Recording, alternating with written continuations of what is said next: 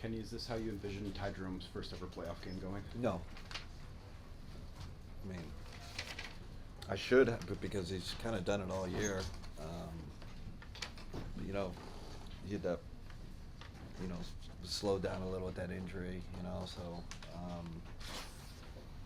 But he's done it all year. I shouldn't be surprised. Donovan obviously had the big scoring night with 30, but what did you think of the other stuff that he did for you guys? Yeah, he was on the floor. He was, I think we turned him over 14 times. I felt like he was a part of it, whether he got steals or not, I don't know. Poking, had a couple of strips, rebounded the ball. I mean, he's kind of done that all year, right? Whatever we ask him, besides the scoring, that's been his growth area, right? We remember in Utah, teams used to attack him, and he's not that guy. Complete two-way player. Joe. Brady. Reedy.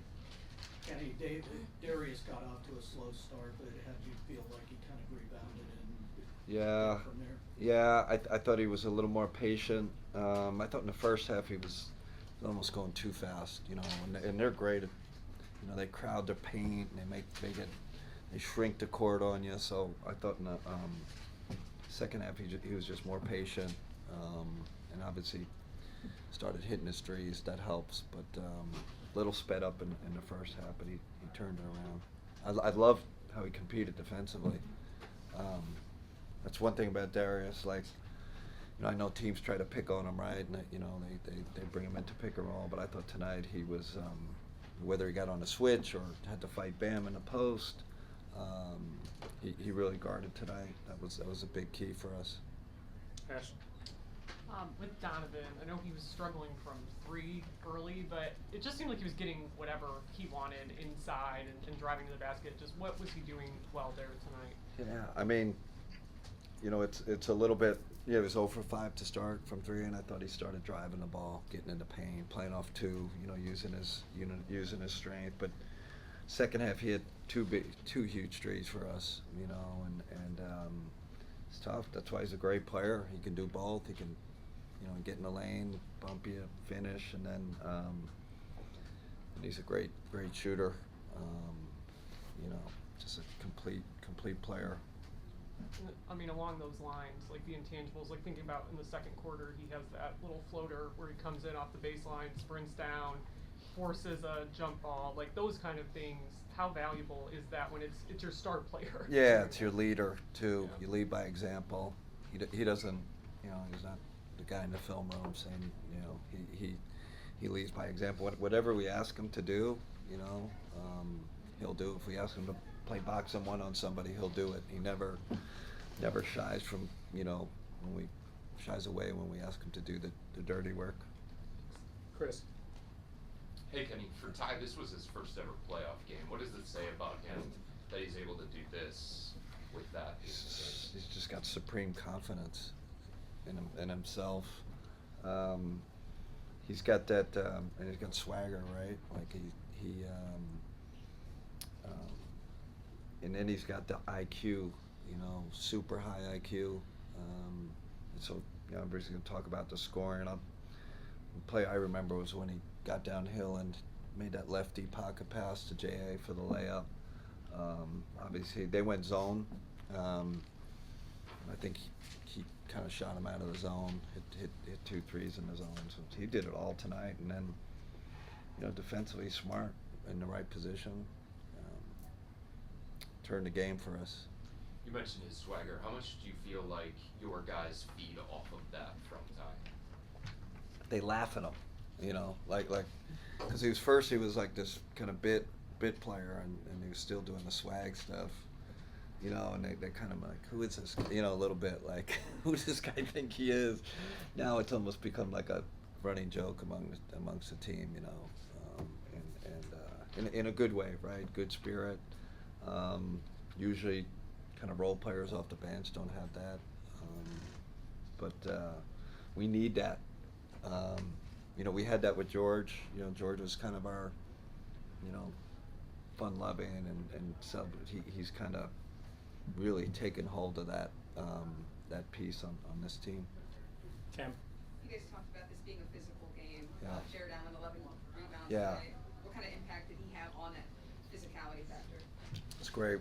Coaches were just saying the same thing. Like he was all over the place. His offense, when he offense rebounds, seems like we play really well. His presence was great. You know, Bam is so physical. Such a good player. So him and Evan had to battle with him all night. Ware too. You know, they play with two bigs too. So Jared's energy was phenomenal. And then Sam Merrill had 24 minutes. What was kind of the thought process of the playoff minutes, and what impact did he have in those? He was just part of that group that was rolling, right? He was in that group with Ty, and normally we subbed him out, but they just went on that run. He hit that big three on the wing.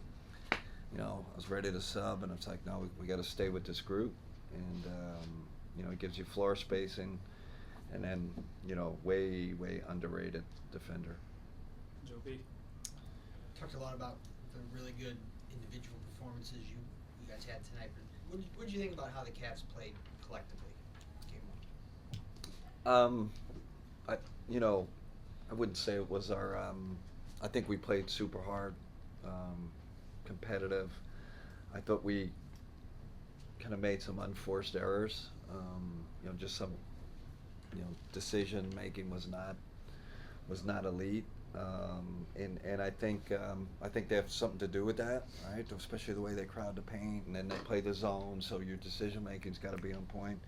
One thing about the Heat, they make you play for 48. I know that's a cliche, but a lot of teams don't. You cannot relax. I think this series, whatever happens, we're going to get so much better playing these guys. Even tonight, I know the score was 20 or whatever, but it was about 6-7 point game there. We just Ty hit some shots, but it's gonna be a battle this series, and that's ton of respect for that team over there. Nate. Kenny, you guys are out rebounding.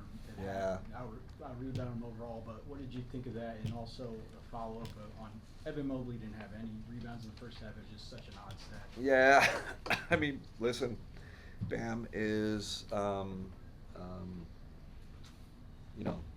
Olympic champion. Oh, we know his resume, right? I don't go through it. He's a heck of a player, and it's a heck of a challenge. It's a heck of a challenge for Evan and JA. So that's part of it. But we got to be a better defensive rebounding team. We're searching. We're pushing. But again, I thought they. Now conversely, we offensive rebounded on that, right? That was I don't know.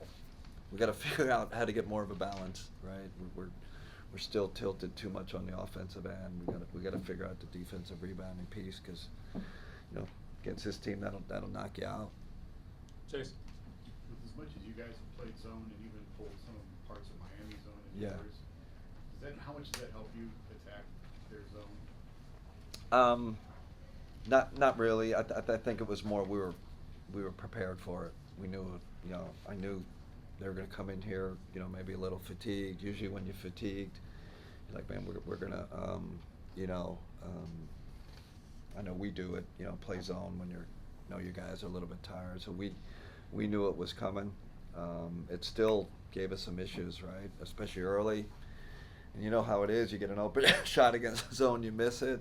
I think we missed 2 in a row to start. They come down, they score. It's like, guys can lose confidence. And again, I think Ty kind of, and Sam hit one against his own. But, Spo and those guys, it was great timing when he threw it at us. Luckily, we figured out. But we had time to prepare for it a little bit. Jim. Kenny, I'll stick with the theme you said for Yep. this week. How old did Darius Garland look today? Yeah, he played like a 28-year-old. Yeah, just great leadership. Locked in. Really good with the referees on the bench. Showed. And his defensive disposition was fantastic. 10 out of 10. That's what we need from him.